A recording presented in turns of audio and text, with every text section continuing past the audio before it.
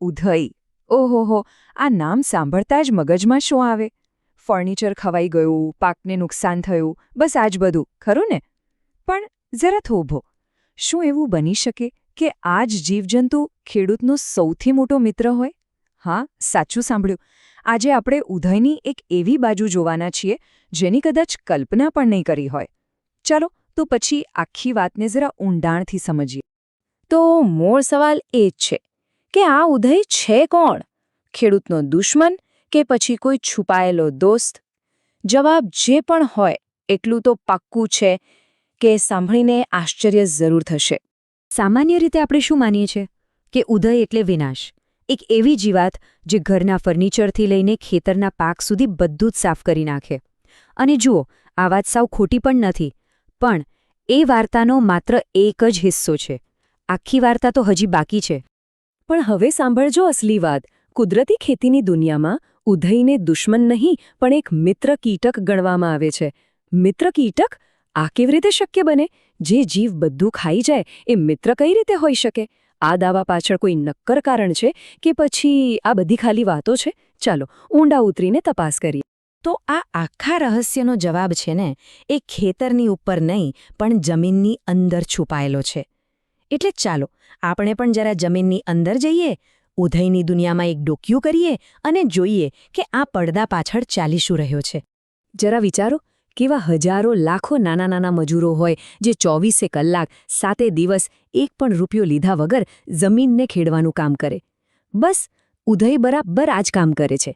એ જમીનમાં એટલી બધી સુરંગો બનાવે છે ને કે આખી જમીન એકદમ પોચી અને સ્પોન્જ જેવી છિદ્રાળુ બની જાય છે.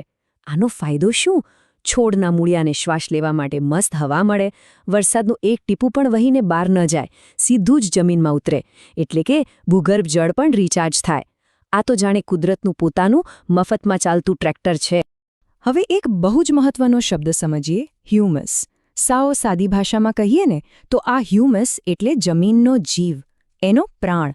જે જમીનમાં જેટલું વધારે હ્યુમસ એટલી એ જમીન વધારે ફળદ્રુપ. અને તમને જાણીને નવાઈ લાગશે કે આ હ્યુમસ બનાવવાની જે નેચરલ ફેક્ટરી છે ને, એના મુખ્ય કારીગર બીજું કોઈ નહીં, આપણી આ ઉધઈ જ છે. પણ સવાલ એ છે કે આ ફેક્ટરી કામ કેવી રીતે કરે છે? અરે એકદમ સિમ્પલ. ઉધઈ ખેતરમાં પડેલો બધો સૂકો કચરો, મતલબ કે સૂકા પાંદડા, ઘાસ, નાની મોટી ડાળીઓ બધું જ ખાઈ જાય છે. અને પછી એના શરીરમાંથી જે ઉત્સર્જન નીકળે છે એ જમીન માટે શુદ્ધ સોના જેવું ખાતર છે. એ જ છે હ્યુમસ. વિચાર તો કરો, એ કચરાને કંચનમાં ફેરવી દેશે. સારું, આટલું બધું સાંભળ્યા પછી મગજમાં એક સવાલ તો આવે જ કે ભાઈ, જો ઉધઈ આટલી બધી સારી હોય તો પછી આપણા પાકને કેમ ખાઈ જાય છે? એકદમ વ્યાજબી સવાલ છે. અને એનો જવાબ છે ને, એ ઉધઈના ડાઇનિંગ ટેબલ પર છુપાયેલો છે. ચાલો જરા એના મેનુ કાર્ડ પર નજર મારીએ. ઉધઈનો સૌથી મનપસંદ ખોરાક છે સેલ્યુલોઝ. હવે આ કોઈ રોકેટ સાયન્સ નથી. સેલ્યુલોઝ એટલે વનસ્પતિનો સૂકો ભાગ, જેમ કે સુકાઈ ગયેલા પાંદડા, સૂકું ઘાસ, લાકડું. એક વાત ગાંઠ બાંધી લેવા જેવી છે, કુદરતે ઉધઈને જીવતા લીલા છોડ ખાવા માટે બનાવી જ નથી. એ એનું કામ નથી. અહીંયા જુઓ, આખી વાત પાણીની જેમ સાફ થઈ જશે. એક બાજુ છે ઉધઈનો મનપસંદ ફેવરેટ ખોરાક, એટલે કે સૂકો કચરો.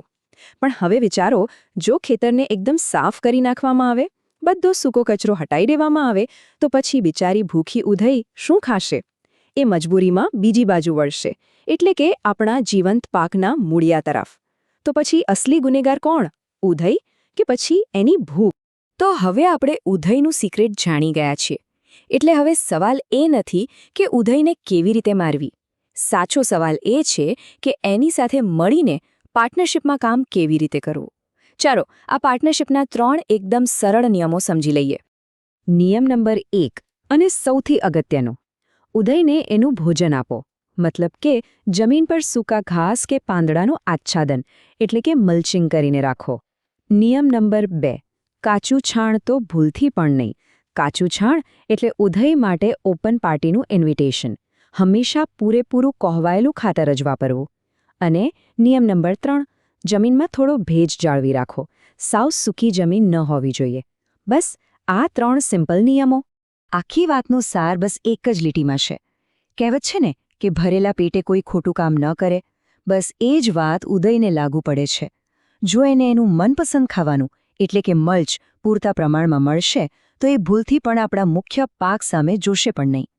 એ તો બસ ચૂપચાપ પોતાનું કામ કર્યા કરશે, જમીનને ફળદ્રુપ બનાવવાનું. પરિણામ પાક પણ સલામત અને ઉધઈ પણ ખુશ. તો આટલી બધી વાતચીત પછી ફાઇનલ વર્ડિક્ટ શું છે? શું ઉધઈ વિશેનો આપણો જે જૂનો ખ્યાલ હતો એ બદલાયો? એ ખરેખર વિલન છે કે પછી એક એવો હીરો છે જેને આપણે અત્યાર સુધી ખોટું સમજતા હતા? આ વાક્ય કદાચ ઉધઈનું સૌથી સચોટ વર્ણન કરે છે.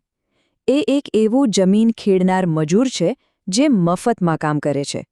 વિચાર તો કરો, એક એવો મજૂર જે ક્યારેય પગાર નથી માંગતો, કોઈ રજા નથી લેતો, કશું જ નહીં. બસ દિવસ-રાત ચૂપચાપ આપણી જમીનને સોના જેવી બનાવવામાં લાગ્યો રહે છે. આપણે તો બસ એટલું જ કરવાનું છે કે એને ખલેલ પહોંચાડ્યા વગર એનું કામ કરવા દઈએ. તો હવે પછી જ્યારે પણ ખેતરમાં ઉધઈનો રાફડો દેખાય ત્યારે સીધી દવાની બોટલ હાથમાં લેતા પહેલા બસ 1 સેકન્ડ માટે વિચારજો. કદાચ સાચો સવાલ એ નથી કે આને ખતમ કેવી રીતે કરવી. કદાચ સાચો સવાલ એ છે કે આની ભૂખ કેવી રીતે સંતોષવી. કારણ કે બની શકે કે ખેતીનું સાચું ભવિષ્ય સંઘર્ષમાં નહીં પણ આવા સહકારમાં જ છુપાયેલું હોય.